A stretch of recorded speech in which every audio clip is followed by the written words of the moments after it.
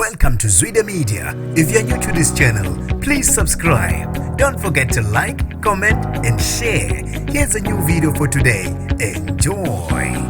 Ukhulume waze wahlengezela izinyembezi echaza udaba lwakhe umlingiso wadlengulwa uza kwaba isebenza naye. Nginibingelele ngiphinde ngilamukele ezidabeni zezwide media. Igama lami ngosibonga konke wakandwande Mothanda, ungangibiza intatheli ka YouTube.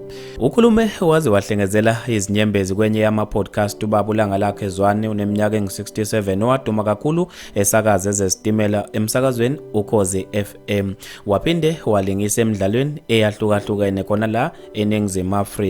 Lo mlingisi uthi wadlengulwa owesifazana ayisebenza naye kwaloliwe. Lo wesifazane wambizela eoffice lakhe, wathuma engena wabe esemvalela umnyango. Wathuma eke wakhuluma uzovela amemeze ethi uyamnukubeza ngokocansi. Uthi ngokwesaba kwakhe emva kokuba avalele owesifazane eoffice ube naye wabe sevuma ukuthi benze ucansi njengoba naye futhi wayemuhle kakhulu. Uthi kodwa yamlimaza kakhulu leyo nto njengoba kuningi okwamehlelo okubi emva kwalesigameko. Ukuthi ngisho emqondweni wakhe samhlokumeza kakhulu. Abantu babe sebeba nokuphawula okwahlukahlukene khona lapha esikhuleni zokuxhumana ngalo loludaba. UKayelihle Mbatha uthe angihambisani nokudlengulwa kwabesilisa abesifazane zingane, kodwa ke mangethe sidinga ukuzwa uhlangothi lukasisi naye eoffice la kwa Transnet. Umzobe Mnesi uthe yini ebuhlungu la njengoba ujeke wawusumile uyini uthi pho wadlengula. Uthi abanemnyeni uthi ave kunzima ukuba indoda eMzansi, wabika ukuhlukumeza kwakho